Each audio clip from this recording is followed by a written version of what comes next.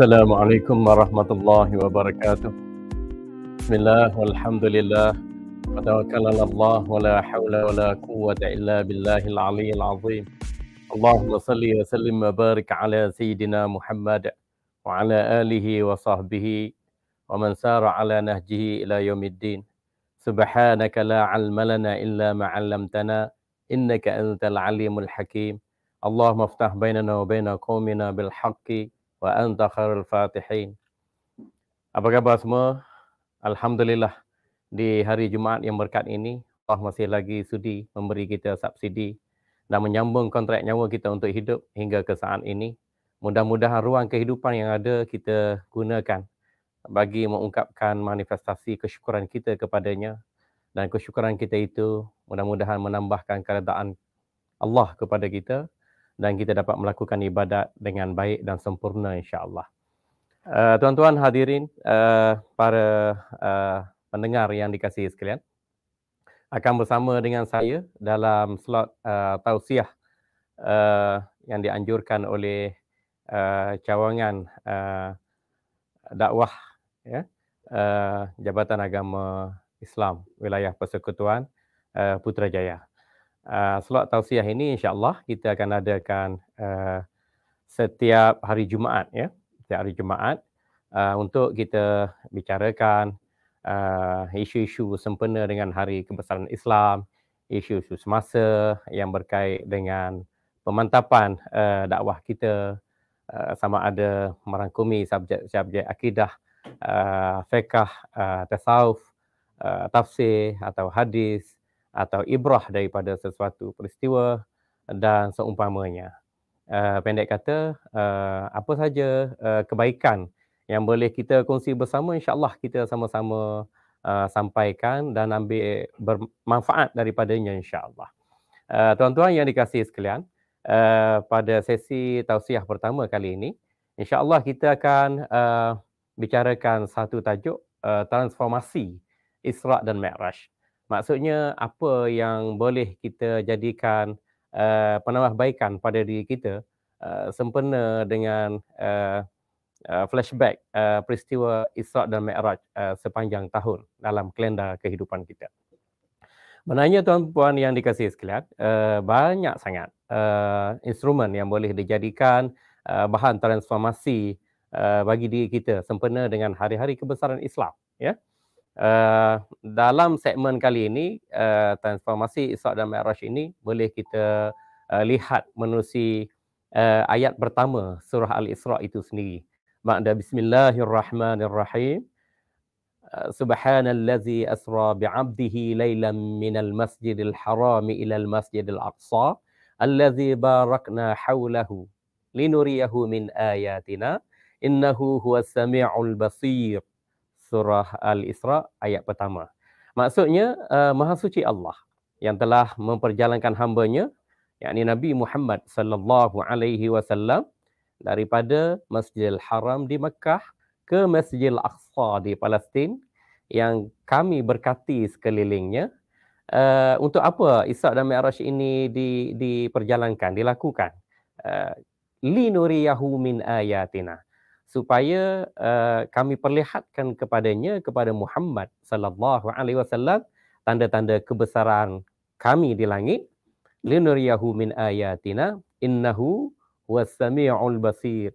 Ingatlah bahawa sesungguhnya Allah itu Maha mendengar lagi Maha basir, Maha melihat, ya.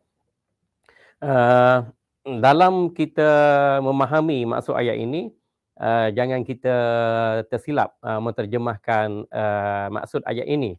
Ada beberapa terjemahan ataupun tafsir, mereka melakukan sedikit kesilapan ketika menterjemah ayat ini, iaitu pada innahu huwas sami'ul basir. Maksudnya sesungguhnya Allah dialah yang sami', yang Maha mendengar lagi Maha melihat. Ada setengah terjemahan tu disebutkan sesungguhnya dia Allah Maha mendengar lagi Maha mengetahui. Sewajarnya Al-Basir Maha melihat, ya. Al-Alim Maha mengetahui. Jadi kesilapan begitu patut dielakkan dan berpegang dengan sesuatu yang benar itu lebih baik daripada terus-menerus berpegang dengan kebatilan, ya. Tuan-tuan yang dikasihi sekalian, transformasi yang pertama sempena peristiwa Isra' dan Mi'raj ini, yang pertama kita tengok, ya. Kita tengok transformasi keimanan kita pada Allah. Sebab itu ayat ini bermula dengan subhanah, iaitu maha suci bagi Allah, ya. Apa maksud maha suci bagi Allah? Subhana sini kita kata lafaz yang digunakan uh, uh, merupakan maf'ulul mutlaq li fa'li mahzubin, li fa'li mahzufin takdiruhu usabbihu subhana.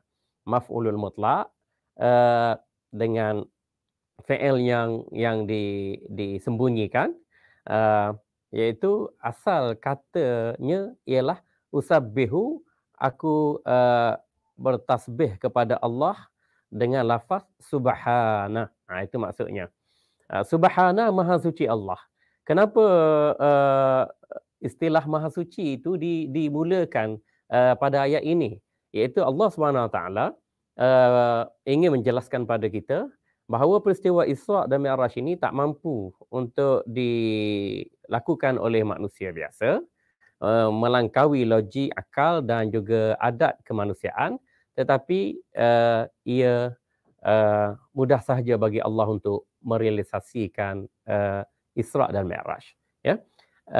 Yang kedua, Allah dengan kewujudan, kebesaran dan keagungannya mudah sahaja untuk menunjukkan kepada Nabi SAW bukti-bukti kekuasaan Allah di langit.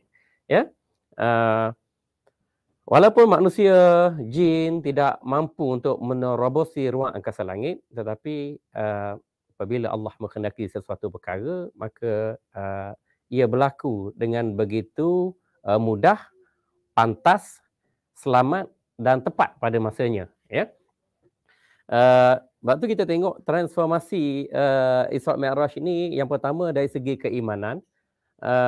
Kalau ikut kebiasaan, penduduk Mekah ke Palestin, Masjid Al-Aqsa sebulan. Dan mereka daripada Masjid Al-Aqsa balik ke Mekah juga mengambil masa sebulan. Itu kebiasaan, hukum adatnya, ya.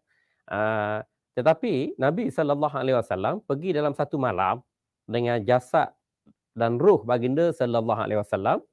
Kemudian daripada Masjid Al-Aqsa tu mengalami peristiwa Mi'raj, yakni pendakian ke langit. Pertama, kedua, tiga, empat, lima, enam, tujuh, Sidratul Muntaha hinggalah kepada Mustawa. Seolah-olah berlaku dalam sekelip mata, ya.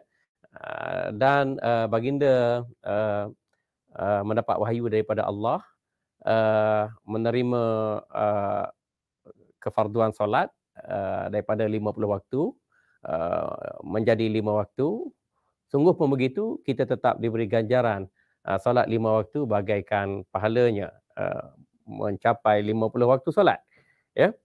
Jadi apa yang dilakukan Nabi SAW ini tak tergambar pada logik akal penduduk Mekah waktu itu dan umat manusia pada waktu sekarang. Ya. Dan juga mencari bagi adat, melangkaui adat kebiasaan manusia dulu, kini dan selamanya pun, ya, bahawa rekod ini hanya dialami Nabi SAW dan tidak ada manusia dan jin yang mampu untuk melakar rekod baru berkaitan dengan Isra' dan Mi'raj ini. Sebab itu disebut di sini subhana, maha suci Allah. Yakni Allah menyerlahkan kewujudannya, kebesaran dan keagungannya. Inilah manifestasi keimanan bagi kita umat Islam, alhamdulillah, ya. Transformasi keimanan juga menjelaskan pada kita bahawa apabila umat Islam disekat, ditindas kerana keimanan mereka pada Nabi SAW, mereka disiksa. Hatta ada di kalangan sahabat yang terbunuh mata-mata kerana berpegang dengan kalimah tauhid, la ilaha illallah Muhammadur Rasulullah sallallahu alaihi wasallam. Ya. Umat Islam di kalangan sahabat pada ketika itu begitu teguh, berpegang dan percaya kepada apa yang Nabi sampaikan. Ya. Seandainya baginda menyampaikan berita yang lebih pelik, ajaib daripada Isra' dan Mi'raj pun, mereka tetap percaya kerana mereka yakin bahawa Nabi SAW tak pernah berkata dusta, tak pernah mengecewakan, tak pernah menyakiti mereka, tak pernah berlaku tidak baik kepada mereka. Jadi mereka menerima perkhabaran Isra' dan Mi'raj itu dengan mudah. Sebab itu dalam acara transformasi keimanan ni, Isra' dan Mi'raj walaupun mustahil dari segi akal dan adat, tetapi harus diterima dari segi syarak. Maka kerana itu ulama menyimpulkan apakah hukum mereka yang mengingkari peristiwa Isra' dan Mi'raj ini. Para ulama menjelaskan man kazzabal Isra' faqad kazzabal Quran wa man kazzabal Quran faqad kafar. Barang sesiapa yang mengingkari peristiwa Isra' dan Mi'raj, sesungguhnya dia telah mendustai Al-Quran, dan barang sesiapa yang mendustai Al-Quran, sesungguhnya dia telah menjadi kafir. Na'udzubillahi min zalik. Jadi dalam soal memahami agama ni tuan-tuan, ya, dalam soal ilahiyat, dalam soal nubuat, soal mukjizat, juga dalam soal-soal pensyariatan ini, kita tak boleh fikir logik semata-mata. Kita tak boleh mengukur kebenaran itu hanya dengan menggunakan adat kebiasaan kemanusiaan semata-mata. Iaitu ada sesuatu yang lebih besar daripada apa yang Allah inginkan kepada kita, dan kebaikan itu sebenarnya untuk kita juga. Maka kita perlu terima, yakin dan percaya atas wacana keimanan ini. Alhamdulillah. Ya. Dari segi transformasi keimanan juga menjelaskan pada kita bahawa Nabi SAW mengalami peristiwa Isra' dan Mi'raj ini bukan membuktikan Allah berada di langit. Ada setengah orang fikir kan, Nabi SAW di Isra' dan di Mi'rajkan untuk bertemu dengan Allah di langit. Itu kenyataan yang salah, tuan-tuan. Jangan main-main. Kerana ia berkait dengan ketuhanan Allah. Kan, langit itu bukan tempat duduk bagi Allah. Langit ini tempat para malaikat. Tempat para malaikat. Langit pertama ada malaikat, langit kedua, langit ketiga, keempat, 5, 6, 7, Sidratul Muntaha, kan, di Baitul Ma'mur tempat tawaf para malaikat, 70,000 malaikat masuk tawaf di Baitul Ma'mur dalam masa sehari, ya. Begitu juga di Sidratul Muntaha, di Mustawa. Langit ni adalah tempat tinggal para malaikat. Manusia tempat tinggalnya di bumi. Jadi kalau ayah Pen tu dia mendakwa dia menguasai kerajaan langit, maknanya dia mencipta pembohongan untuk dirinya sendiri. Tak logik di akal, tak logik di adat, tapi ceritakan sebagai satu mitos untuk menunjukkan beliau mempunyai kredibiliti yang begitu istimewa, seolah-olah begitu. Zaman sekarang tuan-tuan, bomoh temberang pun orang percaya, macam cerita P.Ramlee kan. Saya pun bomoh juga, tapi bomoh temberang kadang-kadang dapat, kadang-kadang tak dapat. Bila hujan langsung tak dapat. Itu bomoh temberang, tuan-tuan. Ya. Begitu juga jangan sesat ini. Mereka mudah saja mendakwa Nabi SAW naik ke langit untuk bertemu dengan Allah di langit. Itu satu kenyataan yang salah, yang bercanggah dengan prinsip akidah Ahlussunnah wal Jamaah. Allahu mawjudun bila makanin wala zamanin wala jihatin wa huwal an ma alaihi kan. Maksudnya Allah wujud, tidak berhajat pada masa, tidak berhajat pada tempat, tidak berhajat pada arah. Allah Maha suci Allah daripada berhajat kepada makhluk. Wallahu ghaniyun 'anil alamin. Maha suci Allah daripada berhajat kepada alam ini. Ya. Jadi jangan sesekali kita percaya langit itu sebagai tempat bagi Allah. Ada juga orang kata Allah berada di langit, kejap Allah berada di arasy, kejap Allah turun sepertiga malam, kejap wa huwa ma'akum aina ma kuntum, Allah berada bersama-sama dengan manusia. Kejap dia baca ayat Quran, nahnu aqrabu ilaihi min hablil warid. Allah tu dekat dengan manusia, lebih dekat lagi daripada urat merih yang ada di leher manusia. Jadi ayat-ayat ini tidak boleh ditafsir secara literal, tidak boleh diambil secara zahir teksnya. Sebab tu kita tengok komposisi ayat Quran, ada yang boleh kita ambil secara langsung, ada yang kita boleh ambil secara tidak langsung, ada yang kita boleh ambil secara mafhum mutabaqah atau mafhum mukhalafah. Jadi banyak segi dimensi pendalilan yang diambil. Apatah lagi berkait dengan dengan ayat-ayat Allah ataupun hadis Nabi sallallahu alaihi wasallam ini. Jadi mudah aja untuk kita memahami maksud sesuatu ayat, terujuk pada ulama tafsir. Untuk memahami maksud sesuatu hadis, kita merujuk kepada ulama hadis. Nak memahami hukum hakam halal haram, wajib sunat harus makruh, kita rujuk kepada ulama fiqh. Nak memahami soal hati, soal nafsu, soal akal, soal ruh, sifat-sifat terpuji, sifat-sifat yang keji, kita rujuk kepada ulama tasawuf atau ulama tarikat, ya. Jadi setiap disiplin ilmu itu kita kembali kepada epistemologi Ahlus Sunnah wal Jamaah itu sendiri, barulah kita sentiasa terbimbing dan terarah ke jalan yang benar. Transformasi keimanan juga adalah mendatangkan kita kepada satu keyakinan.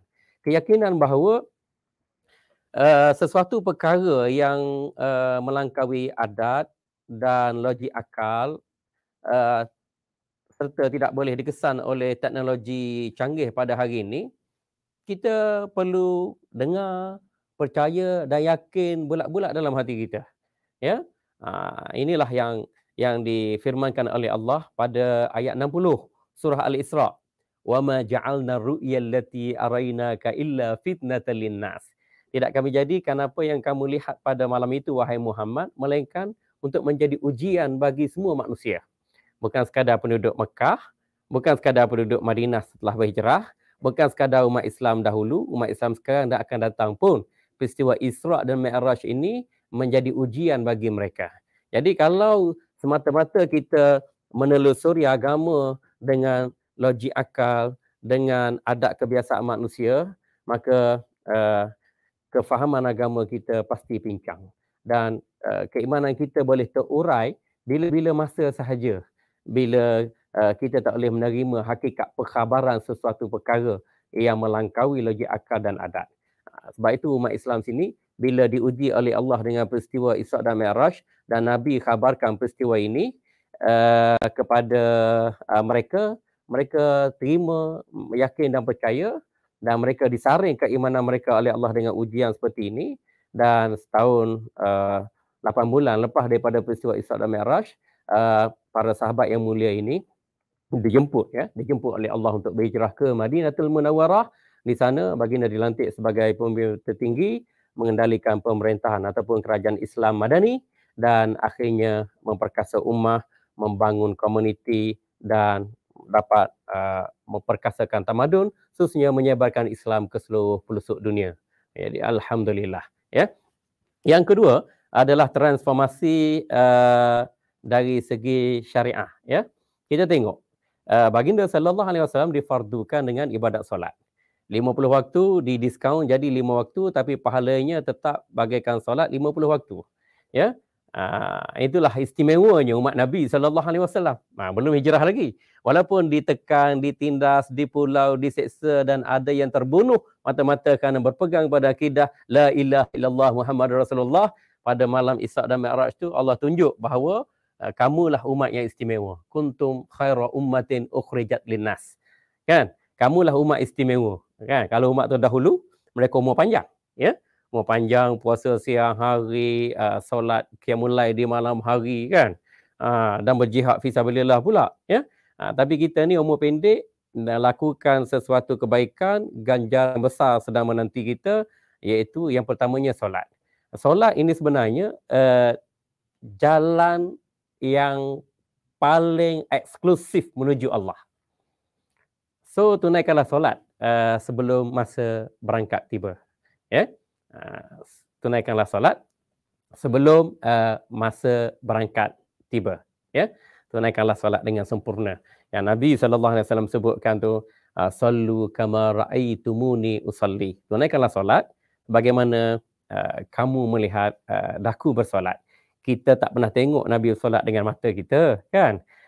Dalam hadis ini baginda sallallahu alaihi wasallam khitabkan, tunaikanlah solat wahai sahabatku sebagaimana kamu melihat daku bersolat. Jadi bagaimana Nabi sallallahu alaihi wasallam solat dengan rukun qauli, rukun fi'li, rukun qalbi, begitulah yang dilihat oleh para sahabat. Baginda mengikuti, mencontohi dan mengajarkan pula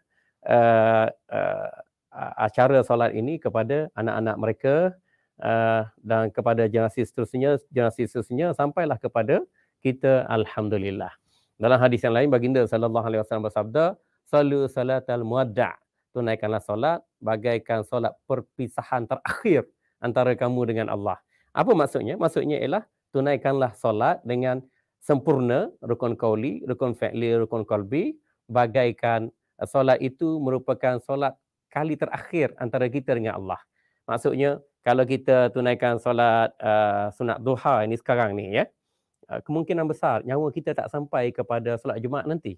Bila kita telah sempurnakan solat Jumaat nanti, kemungkinan nyawa kita tak sampai kepada waktu asar nanti.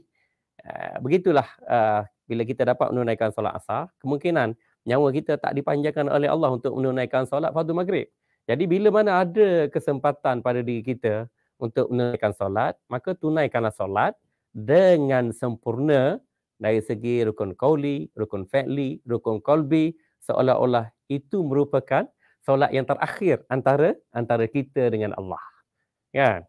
Jadi walaupun kita ustaz, kita guru agama, kita hafiz, hafizah, kita tak boleh menjamin nyawa kita untuk sampai esok hari ataupun pada waktu petang ni. Maka bagi mereka yang ingin melakukan transformasi sempena peristiwa Isra' dan Mi'raj, transformasi yang pertama ialah kita menunaikan solat dengan sempurna dari segi rukun-rukunnya, pelaksanaannya, sunat-sunat ab'ad, sunat-sunat hai'ahnya, tamakninahnya, tunaikan dengan sempurna, kerana solat adalah jalan yang terbaik menuju pada Allah. Lepas daripada dua kalimah syahadah, maka solatlah yang dinilai sebagai amalan yang terbaik. Buktinya, Nabi SAW bersabda, ketika baginda ditanya, "Ya Rasulullah, ayyul amalil afdal?" Faqala Nabi SAW, "Imanu billahi wa rasulih." Summa ay faqal, "As-salatu ala waqtiha." Summa ay faqal, "Birrul walidayni." Summa ay faqal, "Al-jihadu fi sabilillah." Maksudnya, wahai Rasulullah SAW, apakah amalan ibadat yang paling baik? Baginda SAW bersabda, ibadat yang paling baik ialah kamu beriman pada Allah dan Rasulnya. Iman dalam hati, itu ibadat yang paling baik. Iaitu ikrar dengan lidah, beramal dengan anggota, dan yakin sepenuhnya dalam hati. Itu ibadat yang paling baik. Yang kedua, ibadat yang paling baik ialah menunaikan solat di awal waktu. Kan? Menunaikan solat di awal waktu. Jadi manifestasi transformasi peristiwa Isra' dan Mi'raj ini adalah kita melihat solat sebagai satu jalan terbaik menuju Allah. Lepas tu orang yang tak menunaikan solat, dia tak mensyukuri limpah kurnia rahmat Allah. Orang yang tidak menunaikan solat, dia mengkhianati rahmat yang besar daripada Allah. Orang yang tidak menunaikan solat dengan sempurna, ialah dia tidak menghargai kenikmatan dia sebagai manusia yang bertindak sebagai khalifah di muka bumi. Kan? Jadi tunaikanlah solat dengan sempurna. Kan? Nak sempurna solat, jangan tengok solat fardu saja. Solat fardu 5 waktu 17 rakaat kapasitinya, ya. Tak cukup tuan-tuan, tak cukup. Kita menunaikan solat sunat, rawatib, qabliyah ataupun ba'diyah, solat sunat wudu, solat sunat isyraq, solat sunat duha, solat sunat taubat, paling kurang pun sehari semalaman solat sunat tasbih 2 rakaat lah. Boh. Tak. Kita ni kalau jenis rokok tegar kan. Kalau tak isap rokok tu, pening kepala, loyo. Kan? Makan minum pun tak sedap. Sebab kita ni rokok tegar. Boh. Kan? Begitu juga kita. Kalau kita tak menunaikan solat dengan sempurna, solat fardu dengan solat-solat sunat, kita rasa tak selesa hidup kita, tak lengkap. Kita rasa tak bersih, tak suci, rasa tak tenang, rasa tak tenang. Walaupun semalam gaji kan? Gaji, dah gaji belum? Gaji. Duit dah habis. Boh. Malam baru masuk akaun gaji, hari ni duit dah habis. Tolak kereta, tolak rumah, tolak bil, tolak tu, tolak ni, dia tolak campur kali bagi sepak terajang, habis licin. Kan? Itu jadi jiwa tak tenang tu. Kan? Jadi kita setkan dalam minda kita, manifestasi untuk kita lakukan penambahbaikan, sempena peristiwa dan Isra' dan Mi'raj, terjaga betul-betul solat kita. Kan? Sempurnakanlah solat sebelum masa kematian tiba. Kan? Solatlah berjemaah, kan? Nanti mayat kita disolatkan sebagai jenazah pun berjemaah juga, kan? Solat di masjid, solat di surau. Kan Nabi sallallahu alaihi wasallam bersabda, "Salatul jama'ati tafdulu min salatil fardhi bi 27 darajatan." Hadis sahih. Solat berjemaah dapat pahala lebih berbanding daripada solat secara solo, 27 ganjaran pahala, kan? Jadi kalau kita betul-betul menghayati peristiwa Isra' dan Mi'raj, kita jaga pelaksanaan solat kita, solat fardu, solat sunat, qabliyah, ba'diyah, solat duha, solat hajat, solat istikharah, solat tasbih dan solat-solat sunat yang lain. Satu. Yang kedua, kita solat di masjid. Kita solat berjemaah, kan? Lelaki perkasa, lelaki gagah, lelaki Melayu terakhir ialah lelaki yang jaga pelaksanaan solat dia. Itu baru betul, kan? Ni jaga sarapan pagi, makan tengah hari, makan malam, last sekali kena kencing manis. Kencing manis, kencing masam, macam-macam, kan? Sekarang macam-macam jenis penyakit, kan? Sebab kita memperhambakan diri pada makanan, ini sebenarnya kita patut memperhambakan diri kepada Allah. Itu memang fokus poin kita, ya. Ama khalaqtul jinna wal insa illa liya'budun, kan? Kita dicipta untuk menjadi hamba, bukan hamba kepada manusia, bukan hamba kepada nafsu, bukan hamba kepada harta, kuasa, rupa, wanita atau tahta, tapi kita sebenarnya hamba pada Allah. Itu transformasi Isra' dalam kita menjunjung syariah. Di mana bumi dipijak, di situlah perintah Allah dijunjung dan menjauhi larangannya. Yang ketiga, kita transformasi dari segi akhlak. Sebab bila akidah ni akidah yang sahih, ibadat kita ibadat yang benar, maka Allah akan wujudkan dalam diri kita ni budi pekerti yang mulia. Kan? Bila hati bersih dengan akidah, tubuh badan kita, mata, tangan, telinga, kaki, kulit, mentaati Allah dengan ibadah, maka dalam hati sanubari kita ni akan lahirkan cahaya. Cahaya itulah melestarikan budi pekerti yang mulia. Akhlak ni sesuatu yang terbentuk. Khalaq, sesuatu yang terjadi. Kan? Terjadi dengan apa? Akidah yang bersih, ibadat yang sahih, maka wujudlah akhlak yang mulia dalam satu diri manusia itu. Sebab tu kita boleh jaga kata-kata kita, perbuatan kita, makan minum kita, pakaian kita, tangan kita, kaki kita, lidah kita, telinga kita. Hasilnya lahirlah akhlak yang mulia yang Nabi SAW sebut, innama bu'ithtu liutammima makarimal akhlak. Sesungguhnya aku diutuskan untuk menyempurnakan budi pekerti manusia yang mulia. Kan, dalam hadis yang lain, baginda SAW bersabda, asqalu ma yudha'u fil mizan khuluqul hasan. Perkara yang paling memberatkan timbangan amalan di akhirat ialah budi pekerti yang mulia. So, kita berada pada penghujung sesi ini. Kita boleh rumuskan bicara kita, tausiah kita pada kali ini. Kita melakukan transformasi Isra' dan Mi'raj dari segi 3 perkara. Yang pertamanya, transformasi keimanan kita pada Allah, tingkatkan keimanan kita. Kita tak nak iman yang lemah, tapi kita nak iman yang kuat, iman yang sempurna, lebih dicintai oleh Allah berbanding iman yang lemah. Yang keduanya, kita lakukan transformasi Isra' Mi'raj, menjaga keperluan salat, lebih utama daripada kita jaga makanan, pakaian, tempat tinggal, gaji, bonus, allowance dan sebagainya. Kita jaga kepentingan Allah, insya-Allah Allah jaga kepentingan hidup kita di dunia dan di akhirat. Ya? Ramai komentar kat sini, insya-Allah, ya. Ramai. Izdihar Umar. Cik Izdihar. Alhamdulillah, moga perkongsian bermanfaat. Terima kasih Cik Izdihar. Wani Muhammad. Assalamualaikum. Waalaikumsalam warahmatullahi wabarakatuh. Ustaz Yunan ada. Ustaz Yunan jauh daripada Pahang ni. Terbaik bosku. Ustaz Yunan. Syekh. Masya Allah. Ustaz Yunan ni antara ilmuwan Islami kita yang baru ni memberi ucapan sempena dengan majlis bersama Yang Amat Berhormat Timbalan Perdana Menteri baru ni di Seri Satria. Alhamdulillah. Terima kasih Ustaz Yunan kerana menyokong program kami tausiah daripada Jabatan Agama Islam Wilayah Persekutuan. Cik Asnan Fauzan, alhamdulillah. Terima kasih Cik Asnan. Ustaz Hafizan, alhamdulillah. Bekas imam Masjid Tuanku Mizan Zainal Abidin, insya-Allah. Tuan Haji Muhammad Uzair Zainal Abidin, masya-Allah, barakallahu fikum. Barakallah Tuan Haji. Selamat Tuan Haji. Dan Puan Hayati Zainuddin, tahniah. Alhamdulillah, sama-sama kita menyokong kebaikan usaha dakwah kita. Ni kali pertama tuan-tuan kalau nampak tak jelas, tak clear, apa nama ni, saya sendiri kurang kualiti penyampaiannya, dah lama tidak bersiaran secara formal yang dianjurkan oleh jabatan ini.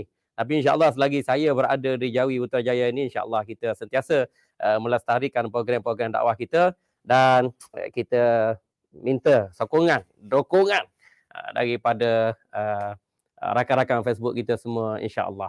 Sama-sama kita melestarikan dakwah Ahlussunnah wal Jamaah, menyemarakkan dakwah Jabatan Agama Islam Wilayah Persekutuan Jawi, dan juga untuk komuniti Putrajaya itu sendiri, insya-Allah.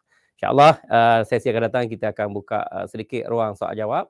Tuan-tuan boleh berinteraksi dengan kita melalui Facebook Jawi, insya-Allah, dan saya dan ustaz-ustaz yang lain akan memberi respon ataupun maklum balas terhadap pertanyaan tuan-tuan, insya-Allah. Moga tazkirah yang santai ini bermanfaat. Kita dapat keberkatan di hari Jumaat yang mulia, dan mudah-mudahan Allah memuliakan kita apabila kita memuliakan agamanya, insya-Allah. Terima kasih kepada semua kru-kru yang terlibat pada sesi tausiah kita pada pagi ini. Mudah-mudahan Allah mengampuni dosa kita, Allah merahmati kita, mengurniakan kita rezeki yang berkat, ilmu yang bermanfaat bagi menghadapi cabaran kehidupan untuk menuju akhirat. Hidup yang sebenar, hidup akhirat. Jumpa lagi. Assalamualaikum warahmatullahi wabarakatuh.